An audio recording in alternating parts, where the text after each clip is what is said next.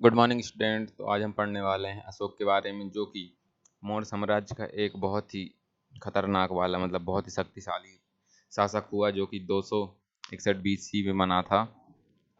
और इसके पापा का नाम बिंदुसार था। इसके इससे पहले जो भी शासक था उसका नाम बिंदुसार था, जो कि हम कल की वीडियो में देख चुके हैं। तो आज हम देखने वाले हैं अशोक के बारे में, जो कि मौर्य साम्राज्य का एक शक्तिशाली राजा हुआ, जिसने 261 BC में राज्य संभाला।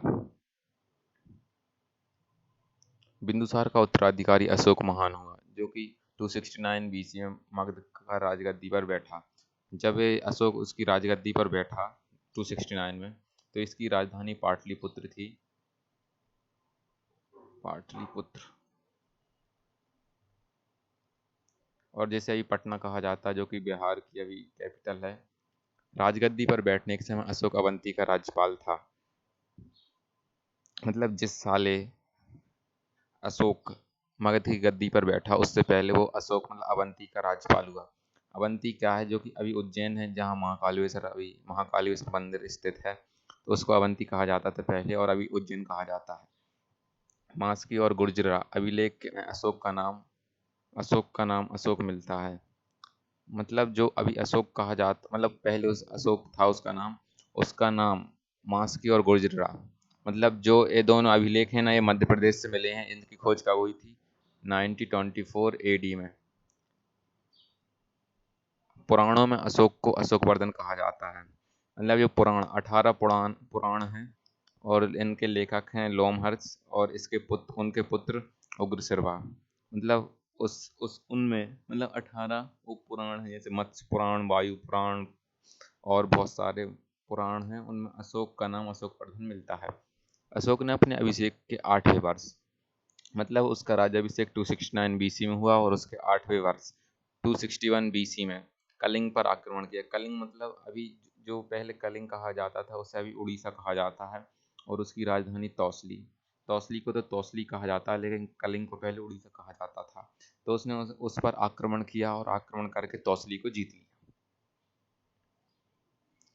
प्लिनी का कथन है, प्लिनी एक इतिहासकार था। उसने लिखा था कि मिस्र का राजा फिलाडेल्फ, जिसे टालमी टू कहा जाता है, यहाँ पे 3 नहीं है, एक नहीं है, जिसे टालमी टू कहा जाता है, ने पाटलिपुत्र में डियानीसियस नाम का एक राजदूत भेजा।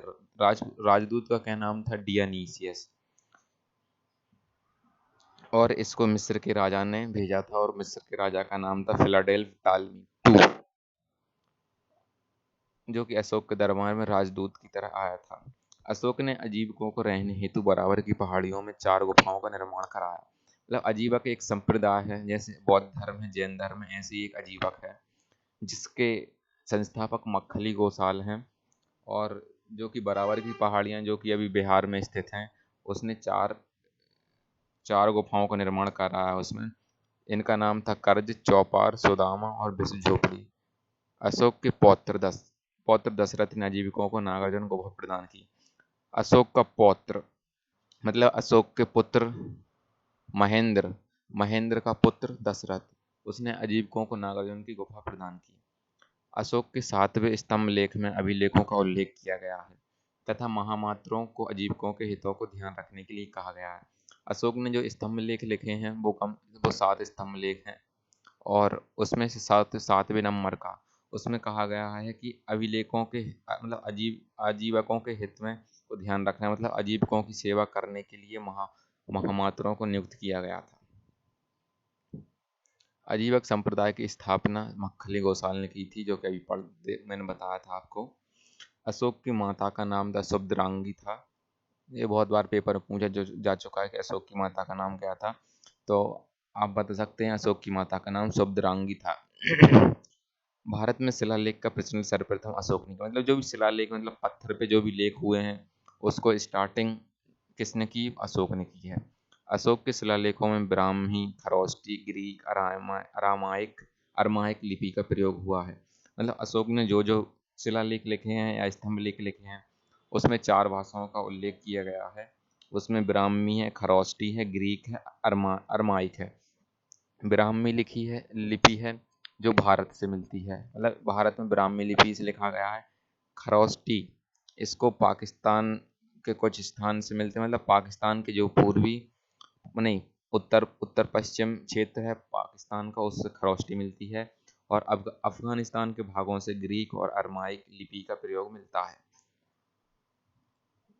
ग्रीक एवं अरमाइक लिपि का अभिलेख अफगानिस्तान से, जो कभी मैंने बताया, ग्रीक और अरमाइक अफगानिस्तान से मिलती है। खरोष्टी उत्तर पश्चिम पाकिस्तान से मिलती है और शेष भारत से ब्राह्मी लिपि का अभिलेख मिलते हैं। अशोक के अभिलेखों को 3 भागों में बांटा गया है: शिलालेख, स्तंभलेख, गुहालेख। मतलब इनको उकारा जाता था, मतलब इसको शिलालेख को मतलब पत्थर को खोद खोद के बनाया जाता था। स्तंभलेख को स्तंभ के ऊपर उसमें खोदा जाता था। गुहालेख मतलब खोदना नहीं, उसको ऊपर की ओर उठाना। अशोक के शिलालेखों की खोज 1750 में पावरेटी फेंथेलर ने की थी। इनकी संख्या 14 है। मतलब जो शिलालेख हैं, पत्थर के ऊपर जो लेख मिले हैं, उसकी अशोक ने जो भी लिखवाए थे उसकी खोज 1750 में पावरेटी फेंथेलर, जो कि एक इतिहासकार थे, उन्होंने इसकी खोज की और इनकी संख्या 14 बताई गई है। अशोक के अभिलेख पढ़ने में सबसे पहली सफलता 1837 में जेम्स प्रिंस मतलब यहाँ पे प्रिंसेप है, प्रिंसेप को हुई।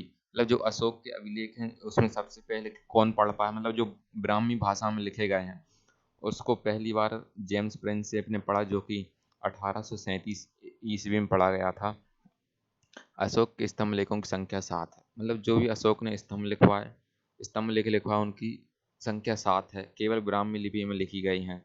और वो सातों के सात ब्राह्मी लिपि में लिखे गए हैं और अलग अलग स्थानों से प्राप्त होते हैं, जो कि स्थान हम देखने वाले हैं कहाँ कहाँ से होते हैं। एक स्तंभ का नाम है प्रयाग स्तंभ, मतलब अभी प्रयाग में इलाहाबाद के किले में है। यह पहले कौशाम्बी में स्थित था, जो कि कौशाम्बी अभी बिहार में स्थित है, उससे पहले कौशाम्बी में स्थित था।